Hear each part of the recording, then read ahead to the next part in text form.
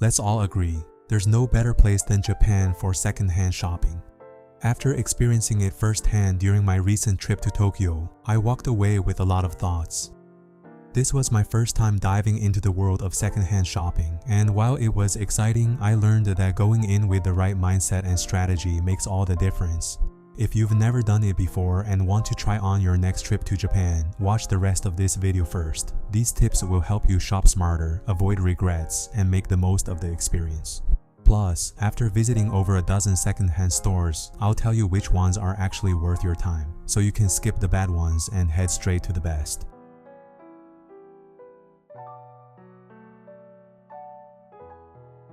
Japan's second-hand luxury market is on another level, and it's not just about scoring deals. There's a cultural mindset around taking care of things, which means pre-owned items tend to be in amazing condition. Combine that with Japan's strict laws around authenticity and you can shop confidently, knowing you're getting the real deal. Prices are often much lower than retail, and many stores offer tax-free shopping for tourists, which sweetens the deal even more. During my trip, I visited all the big names in secondhand luxury: Kindal, Second Street, All You, Ragtag, Brand Off, and Komayo. After all that, I found Kindal, Ragtag, and Komayo to be the best. These stores consistently had better inventory, fair pricing, and items in excellent condition. In fact, I scored my Louis Vuitton Keepall from Ragtag in Ginza, and let's just say I saved a lot of money compared to buying it brand new. So trust me, some stores are absolutely worth your time, and others, not so much.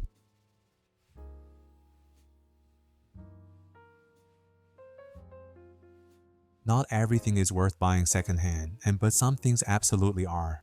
High-quality designer pieces, especially those made with durable materials like leather or cashmere, can hold up beautifully over time.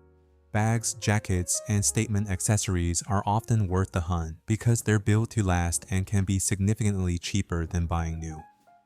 On the other hand, basics like t-shirts or heavily worn shoes might not give you the longevity or value you're hoping for.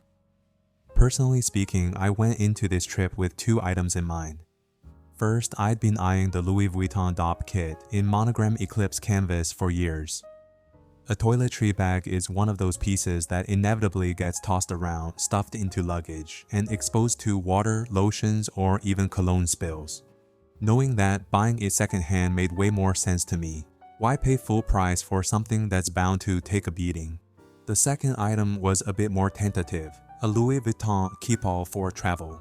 I was flexible on the size, whether it was the 50, 55, or 60, because for me, condition and price mattered more than the exact dimensions. Keepalls are classic, but let's be honest, they're travel bags. They're designed to be functional and durable, but that also means they're often dragged on floors, tossed into airplane overhead bins, or even thrown around by baggage handlers. It felt impractical to spend a fortune on a brand new one just to see it get scuffed and worn after a couple of trips. Getting a pre-loved Keepall, already broken in and priced significantly lower, felt like the smarter move for something I wouldn't use daily. The takeaway? When considering what to buy secondhand, think about how the item will be used. If it's a piece that's meant to withstand wear and tear, like a travel bag, or something that doesn't need to look pristine all the time, buying secondhand can save you a ton of money without sacrificing quality or style. On the flip side, for items you wear daily or pieces that are harder to clean, like sneakers or hats, buying new might still be the better option.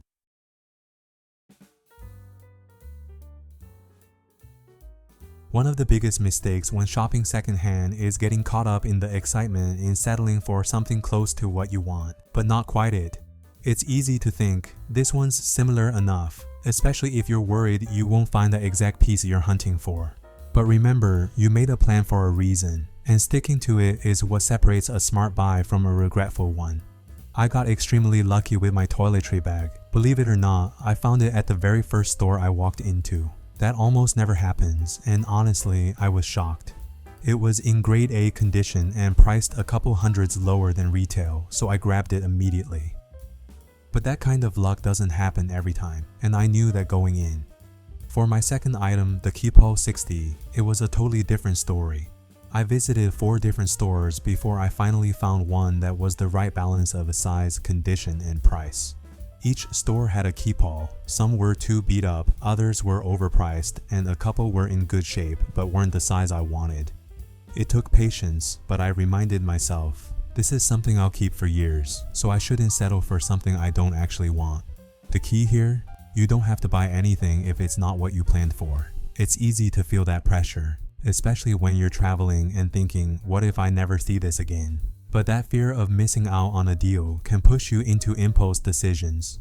Trust me, that's a quick way to end up with something you didn't really want and you'll regret it later, especially since returns at secondhand stores in Japan are nearly impossible. If it's not the right item, at the right price, in the right condition, walk away.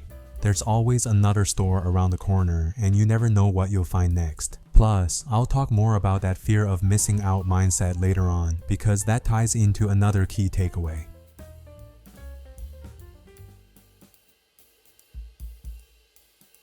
Shopping secondhand can feel like a treasure hunt, and that's half the fun. You never know what you'll find, and when you finally score that dream piece, it's incredibly satisfying. But it's important to acknowledge what's missing: the luxury experience. When you buy directly from a brand boutique, it's more than just a transaction, it's an experience. The attentive service, the beautiful packaging, the dust bag, the branded box, and that feeling of walking out with a fresh, untouched piece. None of that exists when you buy secondhand. I really felt this difference when I bought my toiletry bag.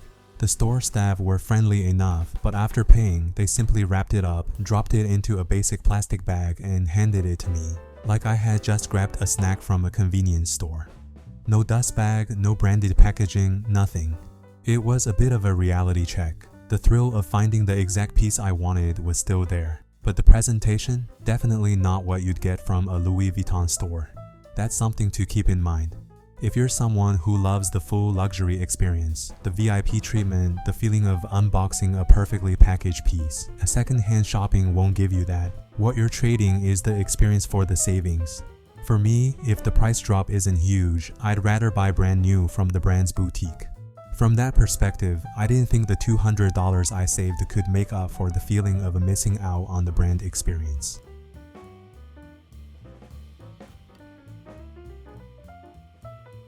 A lower price tag doesn't automatically mean it's a good deal. Sometimes the price is low for a reason, whether it's damage or just that the item isn't really in demand. It's easy to get swept up thinking you scored a bargain, but if it's not something you genuinely love or need, it's still a waste of money.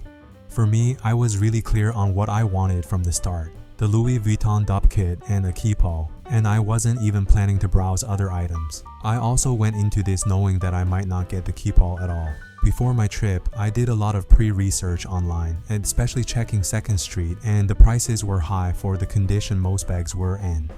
I figured unless I got really lucky, I'd probably skip it this time. Then I walked into Ragtag and spotted a Keepall that immediately felt like a good candidate. $550, excellent condition. When you compare that to the $2,210 retail price for a brand new one, it was a massive difference. Still, I didn't let the price alone convince me. I left and went back to Kindal Ginza to compare. Over there, similar Keepalls in the same condition were priced between $800 to $900, way higher than Ragtag's. That was the moment I knew I needed to head back to Ragtag and grab the one I saw.